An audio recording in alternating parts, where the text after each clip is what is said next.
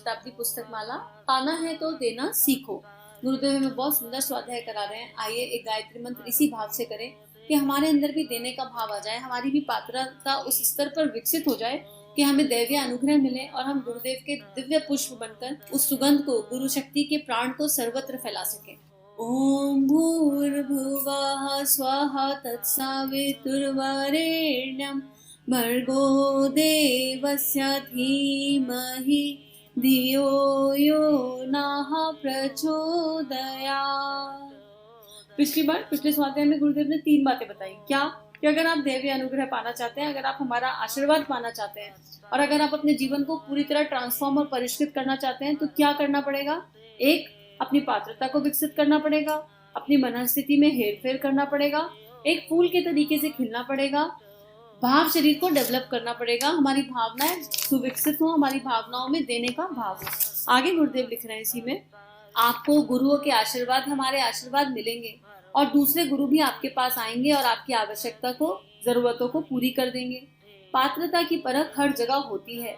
आप इस ख्याल में मत रहिए, मिन्नतें मत मांगिए, नाक मत रगड़िए, झोली मत फैलाइए और यह उम्मीद मत कीजिए कि कोई आदमी या देवता आपकी पात्रता को देखे बिना केवल आपकी क्रिया कृत्यों से ही प्रसन्न होकर आपको निहाल कर जाएगा। ऐसा हो ही नहीं सकता। आपको इतिहास मालूम है ना, शिवाजी को भवानी नाम की एक तलवार मिली थी। क्यों मिली थी? इसलिए मिली थी कि उसने अपनी पात्रता स्थापित की। उनके गुरु ने सिंघनी का दूध धोने की परीक्षा ली थी और कहा था, आप जाइए सिंघनी का दूध लाइए। देखा गया कि वह इतने निष्ठावान है कि अपने कर्तव्य के लिए अपने प्राण भी दे सकते हैं। तो भवानी से उन्होंने प्रार्थना की कि आप ऐसी तलवार दीजिए जो अजय हो, अक्षय हो। अर्जुन को गांडीव कहाँ से मिला था? इंद्रदेव ने दिया था। अर्जुन को ही क्यों दिया, औरों को क्यों नहीं दिया?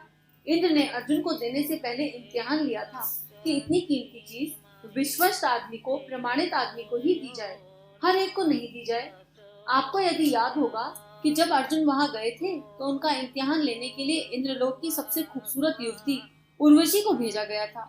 वह ऐसे हाव भाव करने लगी थी और उसने शादी की बात कहने लगी। अर्जुन ने कहा, आप तो हमारी माँ के बराबर हैं और हम आपके चरणों की धूल अपने सिर पर रखते हैं।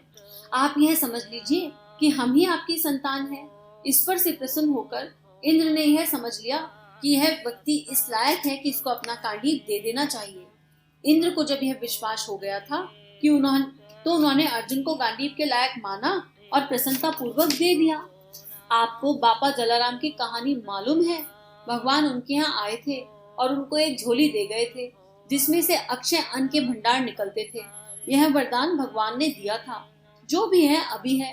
यदि आप गुजरात के वीरपुर नामक गांव में कभी पहुंचे तो आपको एक सिद्ध पुरुष जलाराम बापा का एक स्थान मिलेगा। वहां अन्न की एक झोली अभी भी टंगी हुई है जो भगवान ने उन्हें दी थी। जलाराम बापा की इच्छा थी कि हमारे दरवाजे पर से कभी कोई खाली हाथ न जाने पाए। भगवान ने उनकी इच्छा पूरी की। उन्हीं की पूरी क्यों की, औरों की क्यों नहीं की? इच्छाएं, मनोकामनाएं तो सभी करते हैं पर उनकी इच्छा पूरी नहीं करते भगवान, क्योंकि जलाराम बापू इम्तिहान में पास हो गए थे। कौन से इम्तिहान में पास हो गए? उन्होंने 2 प्रतिज्ञाएं की थी।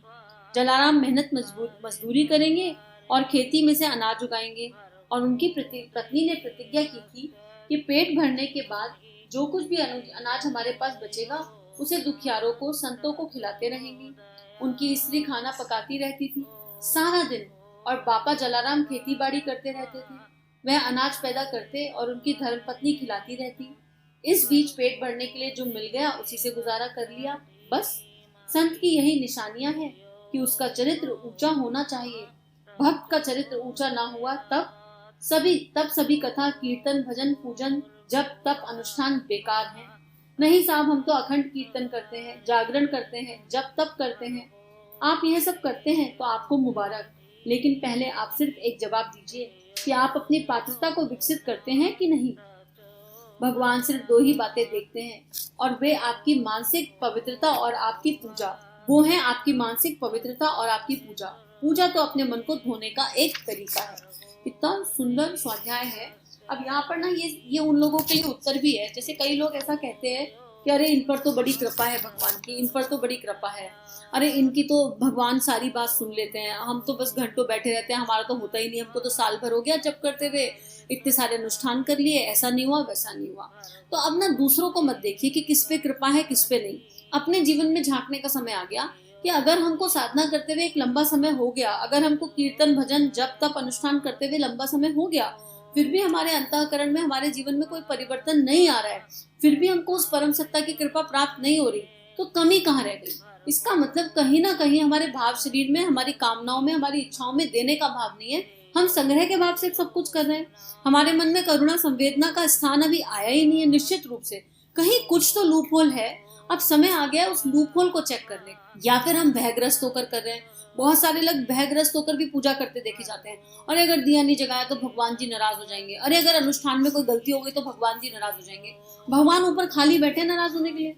आपने अनुष्ठान किया, आपने जप किया, भूल चूक से मुंह में कुछ चला गया तो बैठे हैं, अरे भगवान नाराज हो गए, अब हम क्या करें। और एक होता है अंतःकरण से प्रायश्चित की भावना आना कि अरे हमने एक अनुष्ठान किया, हमसे भूल हो गई तो कोई बात नहीं, ठीक है भूल हो गई तो इसको सुधार लेंगे, और बिना किसी गिल्ट में, बिना किसी भय के आगे बढ़ जाएं। लेकिन लोग रोने झीकने परेशान होने लग जाते हैं। तो अब अपने अंदर झांक के देखने की जरूरत है। शरीर की शुद्धि आवश्यक है, कर्म कांड आवश्यक है, पिछले स्वाध्याय में गुरुदेव ने बताया, लेकिन किस सीमा तक आवश्यक है वो भी बताया। हर चीज का एक बैलेंस, हर चीज की एक सीमा क्रिएट करने की जरूरत है हमें। और इसीलिए गुरुदेव इतने अच्छे अच्छे एग्जाम्पल दे रहे हैं। बताओ किसके अंदर शक्ति है जलाराम बापू जैसी, कि लगातार खाना बनाओ और फिर बना रहे हैं तो संग्रह का भाव नहीं है। जो भी अन्न उपजा रहे हैं उस अन्न को आगे बांट रहे हैं। इस पर एक स्टोरी है, बड़ी अच्छी सी स्टोरी है, बहुत शॉर्ट में बताती हूँ। एक बार एक किसान था, नहीं एक लकड़हारा था। वो जो है उसको पूरे दिन मेहनत करके भी एक टाइम रोटी नसीब नहीं होती थी ठीक से, तो बड़ा दुखी सा रहता था। लेकिन फिर भी अपना काम, मेहनती था, अपना काम करता रहता था। एक संत उधर से गुजरे तो उसने संत से पूछा, आप भगवान से मिलते हैं, भगवान से आपकी बात होती है? संत ने कहा हाँ होती है, बताओ। बोला बस भगवान से ये पूछ लेना कि मुझे एक टाइम भी भरपेट खाना नहीं मिलता, मैं बड़ा सा परेशान हूँ इस बात से, एक इतनी मेहनत करने के बाद भी। तो संत ने कहा अच्छा ठीक है, अगले हफ्ते में तुम्हारा उत्तर दे दूंगा।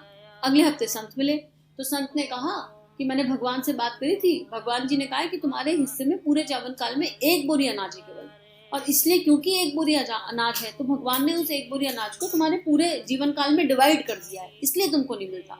तो उसने कहा भगवान संत से कि अच्छा आप एक काम करो, अगर आप भगवान से मिलो तो उनसे कहना कि मैं अपना खुद देख लूंगा, वो मेरा एक बोरी अनाज मुझे एक ही दिन में दे दो, कम से कम मैं एक टाइम भरपेट खाना खाऊंगा। संत ने कहा तुम बिल्कुल श्योर हो इस बात के लिए? उसने कहा हाँ मैं एकदम श्योर हूँ। ठीक है जी, संत थे, संत ने प्रार्थना कर दी, भगवान से कह दिया। अगले दिन वो जब सो के उठा लकड़ा रहा तो उसने देखा कि उसके घर के कोने में एक बोरी अनाज पड़ा है। उसने कुछ नहीं सोचा, और ना कुछ सोचा, ना कुछ जाना, ना कुछ समझा। उसने क्या किया, अपने घर के बाहर एक भंडारा डिक्लेयर कर दिया और उस एक बोरी अनाज को पूरा पका दिया और बहुत सारे लोगों को, भूखे लोगों को भोजन कराया उस भात से, और खुद भी भर पेट खाया, छक्के खाया। और भगवान से ये कह के सो गया कि मेरे हिस्से का एक बोरी था, आज मैं बहुत सुकून से सोऊंगा क्योंकि मैंने पेट भर के खाया और बहुत मेरे जैसे भूखों को खाना खिलाया और पढ़ के सो गया। क्या अब ठीक है, अब ना मिले मुझे कल की चिंता नहीं है। जब वो अगले दिन उठा तो उसको अपने घर में 2 बोरी अनाज रखा मिला। उसको समझ नहीं आया, उसने ज्यादा सोचा नहीं, फिर से भंडारा इकट्ठा कर दिया और फिर 2 बोरी अनाज बांट दिया और लोगों को खाना खिलाया और खुद भी खाया और भर पेट सो गया। उसने भगवान से कहा आपने बड़ा छल किया, आपने तो बोला था 1 बोरी मिलेगा एक दिन, आज तो 2 बोरी मिल गई, चलो ठीक है अब कल की क्या सोचूं, आज तो और मिला, और फिर सो गया। अगले दिन उठा तो 4 बोरी। अब वो ऐसे उठा, हर दिन उसकी बोरियां बढ़ती जाए और बोरियां बढ़ती जाए तो वो भंडारा बढ़ता जाए और लोग सहयोग करने आ गए। अब उसके यहाँ तो रोज भंडारे लगने लगे। 8 दिन के अंदर इतने भंडारे लगने लगे कि हजारों लोग आगे खाना खाने लगे। अब वो संत लौट कर आया और देखा वहां भंडारा लग रहा है। संत को बड़ा आश्चर्य हुआ। संत ने कहा भैया ये क्या हुआ? संत को गुस्सा आया कि भगवान ने मुझसे छल किया। संत ने जाके भगवान से बात करी, भगवान जी ऐसा कैसे किया, आपने तो कहा था उसके हिस्से में एक ही बोरी अनाज है और वो तो भंडारे करता फिर रहा है लोगों के, इतने इतने लोगों को खिला रहा है। भगवान मुस्कुराए और बोले बस मैंने एक ही चीज देखी, उसके अंदर देने का भाव है। उसको ना भय हुई, ना चिंता हुई कि ये एक बोरी अनाज मेरे जीवन काल का है। उसके मन में संग्रह का भाव नहीं था, उसके मन में पीड़ा थी, उन लोगों के लिए पीड़ा थी कि जैसे मैं भूखा रहता हूँ और मुझे उससे कितनी दुख तकलीफ होती है, ऐसे कितने लोग हैं जो भूखे रहते हैं, क्यों ना सब में बांट लूं और बांट के खा लूं और एक टाइम तृप्ति से जीऊं, और अपने लिए नहीं सोचा। तो अब उसके पास जो भंडारा आ रहा है, उसके पास जो अनाज आ रहा है वो उसका नहीं आ रहा है, और बहुत लोगों के हिस्से में तो इतनी सारी बोरियां हैं जिनको खाना नहीं मिलता, लेकिन मुझे ऐसे सुपात्र नहीं मिलते जिनके माध्यम से मैं वो अनाज बांट सकूं। और आज मुझे एक ऐसा सुपात्र मिल गया जिसके माध्यम से अनाज बटा चला जा रहा है। तो अब जब तक उसका ये भाव बढ़ता जाएगा, उसके अनाज के भंडार ऐसे ही बढ़ते जाएंगे। अब उसके खाते में इतना हो गया कि एक बोरी नहीं, उसे जीवन नहीं, उसे अनेक जीवन, कभी अन्न की कमी नहीं होगी। तो ये देने के भाव की पराकाष्ठा है। सोचो आप कि उस कोई भय नहीं, कुछ नहीं। और हम लोगों को तो अकाउंट में भरा भी होगा ना, अगर घर में भंडार भरे भी होंगे तो यकीन मानिए, क्षमा कीजिएगा, लेकिन अगर घर में हमारे हेल्पर्स काम करते हैं, उनको भी अगर 3 बार चाय पिलानी पड़े तो हमारे मन में सोच आ जाएगी, अगर 1 महीने रोज चाय पिलानी पड़े। हम लोगों की तो हालत अभी यहाँ पर है। तो हमारी इस संकीर्ण सोच पे अगर जब तक हम उठेंगे नहीं, हम अपने हेल्पर्स का ही ध्यान नहीं रख सकते और तो किसी का क्या रखेंगे। कितनी बार ऐसा होता है। तो अब हमें अपनी सोच को ऊपर उठाना है, अपनी आत्मीयता का विस्तार करना है। और जैसे गुरु शक्ति अपने अनुदान वरदान देती गई, गुरुदेव को तो कब का निर्वाण मिल गया था। जितने भी गुरु तत्व होते हैं उनको कब का मिल गया होता, निर्वाण मिल गया। गुरुदेव चाहते तो लौट के आने की जरूरत ही नहीं थी, अपनी लाइफ एंजॉय करते, लेकिन नहीं, जो माँ गायत्री से उन्हें मिला वो उनको हमें देना था, जो दादा गुरुदेव से मिला वो उन्हें हमें देना था। और अपना हंसता खेलता एकदम सुकून वाला जीवन, परमानंद वाला जीवन छोड़कर वो उस पीड़ा को बटाने के लिए आ गए, हम जैसों को ऊपर उठाने के लिए वापस आ गए।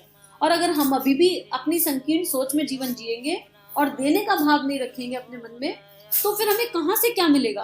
तो आज अगर आप कोई चीज ढूंढ रहे हो, कोई ऐसी फीलिंग है, ऐसा इमोशन है, कोई कमी है अगर जीवन में, तो ये समझ लो कि इसका मतलब वो दिया नहीं। अगर आपके जीवन में श्री की कमी है तो श्री के लिए भाव खुला हुआ नहीं है। अगर आप सोच रहे हो आपके जीवन में प्रेम की कमी है तो प्रेम दिया नहीं है। अगर आपके जीवन में करुणा संवेदना की कमी आ रही है तो किसी को करुणा संवेदना कभी दिखाई नहीं है। निश्चित रूप से अंदर टोहने की जरूरत है, अपने अंदर आंतरिक परिष्कार के लिए अपने भीतर बहुत गहरा जाने की आवश्यकता है। तो आज के लिए इतना ही साधना है और परमात्मा से प्रार्थना कि हम अपने अंतःकरण में गहरा निष्पक्ष भाव से उस गुरु शक्ति के सानिध्य में झांक सके और समझ सके कि कमी कहाँ हो रही है, गड़बड़ कहाँ हो रही है। और अगर हम साधना के मार्ग पर हैं तो साधना का प्रतिफल इनर ट्रांसफॉर्मेशन के रूप में प्रकट क्यों नहीं हो रहा। बस इतनी प्रार्थना आज के लिए। हम सभी का जीवन गुरु शक्ति के सूक्ष्म सानिध्य में मंगलमय है। सभी को प्रणाम। हमारे YouTube चैनल को सब्सक्राइब कीजिए और बेल आइकन पर क्लिक कीजिए ताकि आने वाली सभी वीडियो की नोटिफिकेशन आपको मिलती रहे। आप सभी को बहुत बहुत थैंक यू।